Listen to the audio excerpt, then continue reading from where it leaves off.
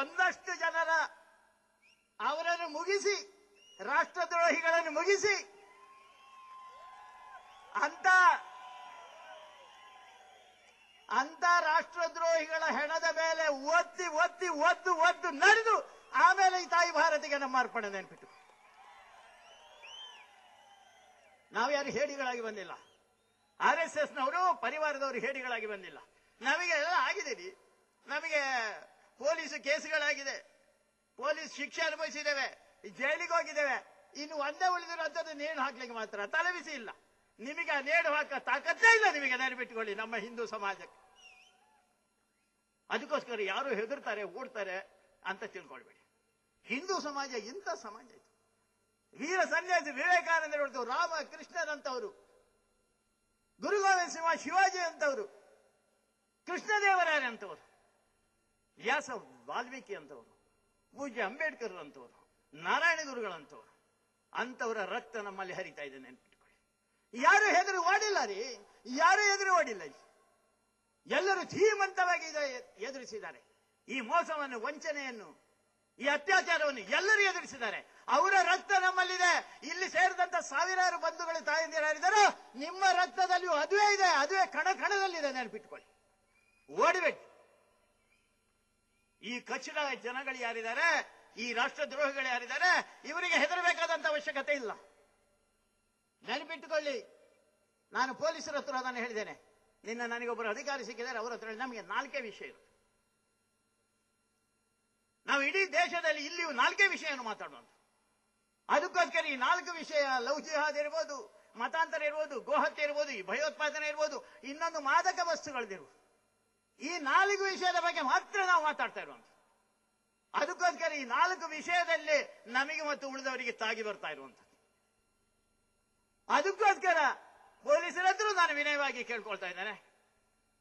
ಅಕಸ್ಮಾತ್ ಯಾವುದೋ ಗೋಹತ್ಯೆಯನ್ನು ಮಾಡ್ಲಿಕ್ಕೋಸ್ಕರ ಗೋವುಗಳನ್ನು ಸಾಗಿಸ್ತಾ ಇದ್ರೆ ಅತ್ಯಂತ ಕ್ರೂರ ರೀತಿಯಲ್ಲಿ ಸಾಗಿಸೋದು. ಒಂದು ಪಿಕಪ್ನಲ್ಲಿ 2 ಹಸುಗಳನ್ನು ಕೊಂಡು ಹೋಗಿದ್ರೆ 10 ಹಸುಗಳನ್ನು ಹಾಕ್ತಾರೆ. ಇದನ್ನು ನಾವು ಒಪ್ಪಿಕೊಳ್ಬೇಕಾ? ಅದಕ್ಕೋಸ್ಕರ ನಮ್ಮ ಹುಡುಗರು ಅದನ್ನು ನಿಲ್ಲಿಸ್ತಾರೆ, ಇನ್ನು ಮುಂದೆಯೂ ನಿಲ್ಲಿಸ್ತಾರೆ. ನೆನಪಿಟ್ಟುಕೊಳ್ಳಿ. ನಿಮಗೆ ಹೇಳ್ತಾರೆ, ನೀವು ಮಾಡಲಿಲ್ಲ ಅಂತಾರೆ, ಅದನ್ನು ನಿಲ್ಲಿಸುವಂತ ತಾಕತ್ತು ಹಿಂದೂ ಸಮಾಜಕ್ಕೆ ಇದೆ. ನೀವೇನು ಮಾಡಬಹುದು? ನೀವು ನಮ್ಮ ಮೇಲೆ ಕೇಸ್ ಹಾಕಿ ನೀವು ಕೇಸ್ ತಲೆಬಿಸಿಲ್ಲ.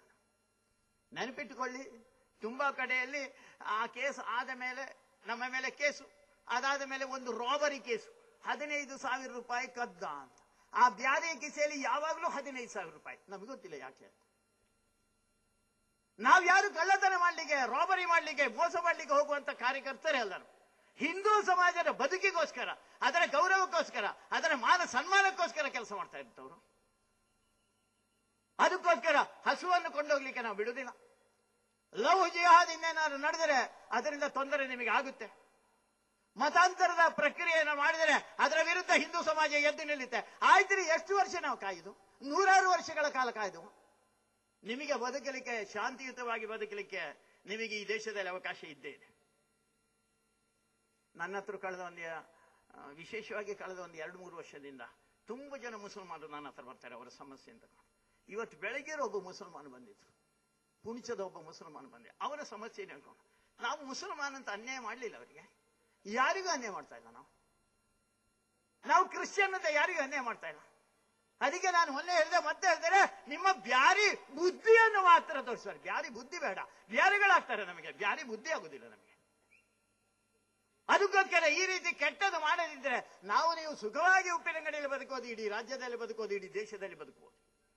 ಅದಕ್ಕೋಸ್ಕರ ಈ ಹಿಂದೂ ಸಮಾಜ, ನೀವು ಮುಸಲ್ಮಾನರು ಮಾಡಿಕೊಳ್ಳಿ, ನೀವು ಅಲ್ಲನ ಪೂಜೆ ಮಾಡಿ, ನೀವು ಮಸೀದಿಯನ್ನು ಕಟ್ಕೊಳ್ಳಿ, ನೀವು ಯೇಸುಗೆ ಪೂಜೆ ಮಾಡಿ, ಚರ್ಚನ್ನು ಕಟ್ಟಿಕೊಳ್ಳಿ, ನಮ್ಮನೇನು ಇರೋದಿಲ್ಲ.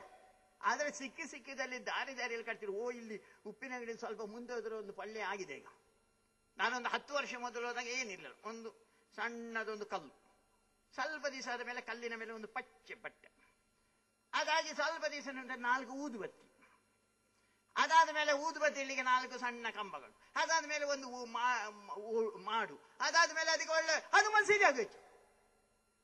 ಮಾರ್ಗದ ಬದಿಯಲ್ಲಿ ಮಸೀದಿ ಮಾರ್ಯಾರೆ, ಅಂಥದ್ದೆಲ್ಲ ಮಾಡಿದ್ದಾರೆ ದರ್ಗಾಗಳಲ್ಲಿ. ಯಾಕೆ? ಅಂತ ಕೇಳಿದ್ರೆ ಹೇಳ್ತಾರೆ ನಮ್ಮ ಮಹಾಪುರುಷರು ಸತ್ತ ಜಾಗ. ನನಗೆ ಒಂದು ಪ್ರಶ್ನೆ, ನಿಮ್ಮ ಮಹಾಪುರುಷರು ಮಾರ್ಗದ ಬದಿಯಲ್ಲೇ ಸಾಯುವುದು ಯಾಕೆ?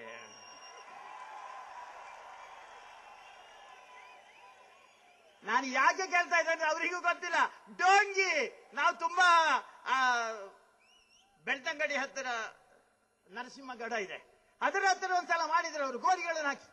ಕೊನೆಗೆ ನಮ್ಮ ಹೋರಾಟ ಆಯ್ತು, ಗೋರಿ ತೆಗೆದು ನೋಡಿದ್ರೆ ಏನಿಲ್ಲ ಅಲ್ಲಿ. ಡೋಂಗಿ ಆ ಜಾಗವನ್ನು ಆಕ್ರಮಣ ಮಾಡ್ಲಿಕ್ಕೋಸ್ಕರ ಮಾಡ್ತಾರೆ. ನೀವು ಸರಿಯಾಗಿ ಕೇಳಿ ತಹಶೀಲ್ದಾರ್ ಹತ್ರ, DC ಹತ್ರ ಕೇಳಿ, ನಿಮ್ಮ ಮಸೀದಿ ಕಟ್ಟಲಿಕ್ಕೆ ಜಾಗ ಕೊಡ್ತೇವೆ ನಾವು. ಎರಡನೇದು, ಆ ಮಸೀದಿ ಆದ ಮೇಲೆ ಅಲ್ಲಿ ಹಿಂದೂವಿನ ಮೆರವಣಿಗೆ ಹೋಗಬಾರ್ದು, ಅದಿಲ್ಲ. ನಾವು 100 ವರ್ಷದಿಂದ ಈ ದೇಶದಲ್ಲಿ ಮೆರವಣಿಗೆ ಮಾಡ್ತಾನೆ ಇದ್ದೇವೆ. ಯಾಕೆ ಬಿಡುದಿಲ್ಲ ನೀವು? ಮೆರವಣಿಗೆ ಮಾಡ್ಲಿಕ್ಕೆ ಯಾಕೆ ಬಿಡುದಿಲ್ಲ? ನಮ್ಮ ಬ್ಯಾಂಡ್ ಯಾಕೆ ಹೋಗಬಾರ್ದು ಅಂತ ಕೇಳಿದ್ರೆ, ಎಂಕಲ್ನ ದೇವರೇ ಅಲ್ಲಾಗ ಆಪುಜ್ಜಿ. ಅಯ್ಯೋ ರಾಮ, ನಿಮ್ಮ ಹಲ್ಲಾಗ ಆಪುಜ್ಜಿ ಅಂತ ಹೇಳಿದ್ರೆ ಆ ಪಲ್ಯವನ್ನು ತೆಗೆದು ಗುಡ್ಡ ಮೇಲೆ ಹಾಕಿ, ಇಲ್ಲಿ ಯಾಕೆ ಹಾಕಿದ್ದೀರಿ ಮಾರ್ಗದ ಬದಿಯಲ್ಲಿ? ಮಾರ್ಗ ಇರುವಂತದ್ದು ನಮ್ಮೆಲ್ಲರ ಹಕ್ಕದು. ದುರ್ದೈವ ನೋಡಿ, ಇವತ್ತು ಕೇಳ್ತಾರೆ ಪೊಲೀಸರು, ಪಾಪ ಅವರಿಗೂ ಕಷ್ಟ. ಪೊಲೀಸರಿಗೂ ಯಾವುದೇ ಒಂದು ಮೆರವಣಿಗೆ ಮಾಡ್ಬೇಕಾದ್ರೆ ಮತ್ತೊಂದು ಮಾಡ್ಲಿಕ್ಕೆ ಅವರಿಗೆ ನಿಮ್ಮ ಮೆರವಣಿಗೆ ಎಲ್ಲಿ ಅಂತ ಹೇಳಬೇಕು ನಾವು. ಅದಾದ್ಮೇಲೆ ಒಂದು ಪೀಸ್ ಕಮಿಟಿ ಕಾರ್ಯಕ್ರಮ ನಮ್ಮದು, ಶಾಂತಿ ಸಮಿತಿ ಅವರನ್ನು ಕರೆದು ಯಾರಿಗೆ ಯಾಕೆ. ನಾನೊಂದ್ಸಲ ನಮ್ಮ ಊರಿನಲ್ಲಿ ಒಂದು ಮೊಸರು ಕುಡಿಕೆ ಹಬ್ಬ ನಡೆಯುತ್ತಿತ್ತು, ಕೃಷ್ಣಾಷ್ಟಮಿ ಮರು ದಿವಸ. 2 ದಿವಸ ಮೊದಲು ನಮ್ಮನ್ನು ಕರೆದು ಪೊಲೀಸ್ ಸ್ಟೇಷನ್ಗೆ ಕರೆದಾದ ಮೇಲೆ ಕೂತ್ಕೊಳ್ಸಿರು. ನನ್ನ ಪಕ್ಕದಲ್ಲಿ ಹಜಾಜ್ ಬೀಡಿ ಮಾಲಕ, ಅವನ ಮಗ ಇದ್ದ, ಉಳಿದವರೆಲ್ಲ ಕೂತಿದ್ರು. ಆಮೇಲೆ SI ನಾನು ಅವರ ಎದುರಿನಲ್ಲಿ ಕೂತಾದ ಮೇಲೆ SI ಅವರು ಕೇಳಿದರು, ನಾಡಿದ್ದು ನಿಮ್ಮದು ಮೊಸರು ಕುಡಿಕೆ, ಅದಕ್ಕೋಸ್ಕರ ಅದು ಹೇಗೆ, ಮೆರವಣಿಗೆ ಹೇಗೆ, ಏನು? ನಾನು ಕೇಳಿದೆ, ಮೊಸರು ಕುಡಿಕೆ ಸಂಬಂಧ ನಾನು ನೀವು ಈ ಬಿಯಾರಿಗಳು ಯಾಕೆ? ಕೃಷ್ಣಾಷ್ಟಮಿಗೂ ಇಮಾಮ್ ಸಾಹಿಬಿಗೂ ಏನು ಸಂಬಂಧ? ಅದಕ್ಕೋಸ್ಕರ ಅವರು ಹೋಗ್ಲಿ, ನಾವು ನೀವು ಮಾತಾಡುವ. ಇವತ್ತು ಪ್ರಶ್ನೆ ಬಂದಿರುವಂತದ್ದು, ಮುಸಲ್ಮಾನರು ನಮಗೆ ಹೇಳಬೇಕು, ಸಹಸ್ರಲಿಂಗೇಶ್ವರದಿಂದ ಅಲ್ಲಿ ಗಾಂಧಿ ಪಾರ್ಕಿನವರೆಗೆ ಹೋಗಿ ಇಲ್ಲಿಗೆ ಬರ್ಬೇಕಾದ್ರೆ ನಮಗೆ ಒಂದು ಪರ್ಮಿಷನ್ ಬೇಕು. ಯಾಕೆ ಪರ್ಮಿಷನ್? ಮುಸಲ್ಮಾನರಿಗೆ ಬೇಜಾರಾಗ್ತದ. ಅವರು ಹೋಗ್ಬೋದು ನಮ್ಮ ಮಸೀದಿ, ನಮ್ಮ ದೇವಸ್ಥಾನದ ಎದುರು ಆ ದಪ್ಪು ಹೊಡ್ಕೊಂಡು ಹೋದ್ರು. ಯಾವ್ದಾದ್ರು ಒಂದು ದಿವಸ ಹೇಳಿದೇವ ಎಂಕಲ್ನ ದೇವರಿಗೆ ನಿಖಲ್ನ ದಪ್ಪ ಪೂಜೆ ಅಂತ? ನಾವು ಹೇಳಲಿಲ್ಲ. ನಮಗೆ ಹೇಳಿದ ಭಾರಿ ಸಂತೋಷ, ನಿಖಲ್ನ ದಪ್ಪುನು ಕೇಳಿದೆ ಎಂಕಲ್ನ ದೇವರಿಗೆ ಭಾರಿ ಸಂತೋಷ ಆತಂದ್ರೆ ಬಲೆ ಒಟ್ಟಿಗೆ ಹೋಯ್. ನಾವು ಹೇಳಲಿಲ್ಲ. ನಿಮಗೆ ಯಾಕೆ ಹಾಗೆ ಆಗುದು? ಈ ದೇಶದ ಪರಂಪರೆ ಮಾರ್ರೆ. ಇನ್ನೊಬ್ಬಂದನ್ನು ಕೂಡ ಸಹಿಸಿಕೊಳ್ಳುವುದು, ಅವನನ್ನು ಒಪ್ಪಿಕೊಳ್ಳುವುದು. ಯಾವುದೇ ಮತ ಇರಲಿ, ಯಾವುದೇ ಪಂಥ ಇರಲಿ, ಯಾವುದೇ ದೇವರಿರಲಿ, ಅದನ್ನು ಒಪ್ಪಿಕೊಂಡು ನಡೆಯುವಂತ ಅತ್ಯಂತ ಶ್ರೇಷ್ಠವಾದಂತ ಒಂದು ಧರ್ಮ ಸಂಸ್ಕೃತಿ ನಮ್ಮದು, ಹಿಂದೂಗಳದ್ದು. ಅದನ್ನು ನೀವು ಒಪ್ಪಿಕೊಂಡ್ರೆ ದೇವರು ನೀವು ಅಲ್ಲನೇ ಪೂಜೆ ಮಾಡಿ, ಯೇಸುವನ್ನೇ ಪೂಜೆ ಮಾಡಿ, ನಮಗೇನು ತೊಂದರೆ ಇಲ್ಲ. ನಮ್ಮ ದೇವರನ್ನು ಹಳಿಬೇಡಿ, ನಮ್ಮ ದೇವರನ್ನು ಕೆಟ್ಟದಾಗಿ ಮಾತಾಡಬೇಡಿ, ನಮ್ಮ ದೇವರ ಮೆರವಣಿಗೆಗೆ ಅಡ್ಡಿ ಬರಬೇಡಿ. ಅಲ್ಲಿ ಮಾತ್ರ ನಿಮಗೆ ಸಮಸ್ಯೆ ಬರ್ತಾ ಇರುವಂತದ್ದು ನೆನಪಿಟ್ಟು. ಇಲ್ಲರಿ ಎಂತ ಸುಂದರವಾಗಿ, ಸುಖವಾಗಿ, ಆನಂದವಾಗಿ ನೀವು ಇರ್ಬೋದು. ಜಗತ್ತಿನ 59 ದೇಶಗಳಲ್ಲಿ ಮುಸಲ್ಮಾನರು ಸುಖವಾಗಿರುವಂತ ದೇಶ ಯಾವುದು ಗೊತ್ತಾ ನಿಮಗೆ? ಪಾಕಿಸ್ತಾನ ಅಲ್ಲ, ಅರೇಬಿಯಾ ಅಲ್ಲ, ಇರಾಕ್ ಅಲ್ಲ, ಇರಾನ್ ಅಲ್ಲ, ಭಾರತದಲ್ಲೇ ಅವರು ಸುಖದಲ್ಲಿರುವುದು. ಭಾರತದಲ್ಲೇ ಅದರ ಜೊತೆಯಲ್ಲಿ ಅತ್ಯಂತ ಹೆಚ್ಚು ಅನ್ಯಾಯನು ಮಾಡಿದವರು.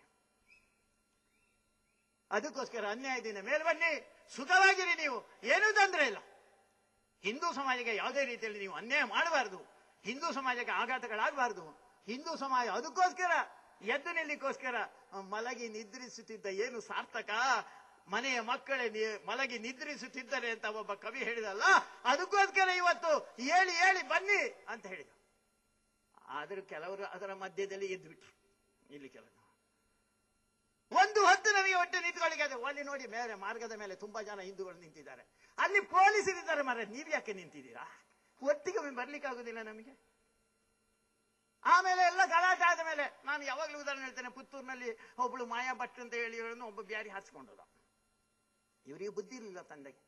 ಹಾರಿಸಿಕೊಂಡು ಹೋದ ಒಂದು ಸ್ವಲ್ಪ ಹೊತ್ತಿನಲ್ಲಿ ಅದರ ಅಪ್ಪ ಅಂದು ನನಗೆ ಒಂದು ಫೋನ್, ಏನು ನನ್ನ ಮಗಳನ್ನು ಹಾರಿಸಿಕೊಂಡಿದೆ, ದಯವಾಡಿ ಹುಡುಕಿ ಕೊಡಿ. RSSನವ್ರಿಗೆ ಏನು ಕೆಲಸ ಈಗ? ಬಲಿತಿನ ಪೊಣ್ಣುಲೇನೆ ನಾಡುನ ಕೆಲಸ. ನಮಗೆ ಬೇರೆ ಕೆಲಸ ಉಂಟು ಮಾರ್ರೆ, ಅದಲ್ಲ ನಮಗೆ. ಆದ್ರೆ ನಿನಗೆ ತಲೆ ಬೇಕಾ ಬೇಡ ಅಪ್ಪನಿಗೆ? ಅದಕ್ಕೋಸ್ಕರ ನಾನು ಆಗ ತಾಯಂದ್ರೆ ಅಂತ ಹೇಳಿದೆ, ನಿಮ್ಮ ಮಕ್ಕಳಿಗೆ ಮೊಬೈಲ್ ಕೊಡಬೇಡಿ, ಹುಡುಗಿಯರು ಮೊಬೈಲ್ ಹಿಡಿದು ತಿರುಗಬೇಡಿ, ಒಂದು ಸ್ವಲ್ಪ ಇಷ್ಟು ಜನರದ್ದು ಬೆಂಬಲ ಇದೆ ಬಂಧುಗಳೇ. ತಾಯಂದ್ರೆ ಸ್ವಲ್ಪ ತಾಯಂದ್ರೆ ಯಾರು ಕೈ ಚಪ್ಪಾಳೆ ತಟ್ಟಲಿಲ್ಲ. ಅಕ್ಕಲ್ ನಾ ಮಗಳೆಡೆ ಉಂಡು ಮೊಬೈಲ್ ಅದಕ್ಕೋಸ್ಕರ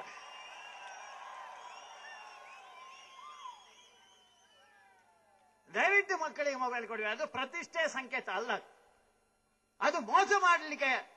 ಇದು ಹಿಂದೂ ಹುಡುಗಿಯನ್ನು ಹಾರಿಸ್ಕೊಂಡು ಯಾವುದೇ ಹಿಂದೂ ಹುಡುಗಿ ಹತ್ರ ಕೇಳಿ. ನಮ್ಮೂರಿನಲ್ಲಿ ಒಬ್ಬಳು ಹಿಂದೂ ಹುಡುಗಿಯನ್ನು ಒಂದು 4 ವರ್ಷದ ಹಿಂದೆ ಒಬ್ಬ ಮುಸಲ್ಮಾನ್ ಹಾರಿಸ್ಕೊಂಡೋದ. 16.5 ವರ್ಷ ಅವಳಿಗೆ, ತುಂಬಾ ಸುಂದರಿ. ಹಾರಿಸ್ಕೊಂಡೋದ ಮೇಲೆ ನನಗೆ ಪೊಲೀಸರಿಗೆ ಒಂದು ಸ್ವಲ್ಪ ಜೋರು ಆಯ್ತು ನಮಗೆ. ಅದಾದ್ಮೇಲೆ ಹುಡುಕ್ತೇನೆ ಸರ್ ಅಂತ 10ನೇ ದಿವಸ ಹುಡುಕಿಕೊಂಡು ಬಂದ ಅವನು. ಆಮೇಲೆ ಹುಡುಗಿ ಹತ್ರ ನಾನು ಕೇಳಿದೆ ಏನಾಗಿದೆ. ಆ ಹುಡುಗಿ ಹೇಳಿದ್ಲು, ತುಂಬಾ ಬಡತನದಲ್ಲಿರುವಂತ ಮನೆ. ಆ ಹುಡುಗಿ ಹೇಳಿದ್ಲು, ನನಗೆ ಭಾರಿ ಬಡತನ, ಅದಕ್ಕೋಸ್ಕರ ಒಂದು ದಿವಸ ಇವನೊಂದು ಮೊಬೈಲ್ ತಂದು ಕೊಟ್ಟ, ಆಮೇಲೆ ಒಂದು ಸ್ವಲ್ಪ ಹಣ ಕೊಟ್ಟ, ನಿಧಾನವಾಗಿ ನಾನು ನಿನ್ನನ್ನು ಪ್ರೀತಿ ಮಾಡ್ತೇನೆ ನಾನು ಅದನ್ನು ನಂಬಿದೆ. ಒಂದ್ ದಿವಸ ಆ ಹುಡುಗಿಯನ್ನು ಇವ ಸೀದಾ ಕರ್ಕೊಂಡೋಗಿ ಮಂಜೇಶ್ವರದಲ್ಲಿ ಒಂದು ಬ್ಯಾರಿ ಮನೆಯಲ್ಲಿ ಇಟ್ಟ. 2 ದಿವಸ ಮಜಾ ಮಾಡಿದ.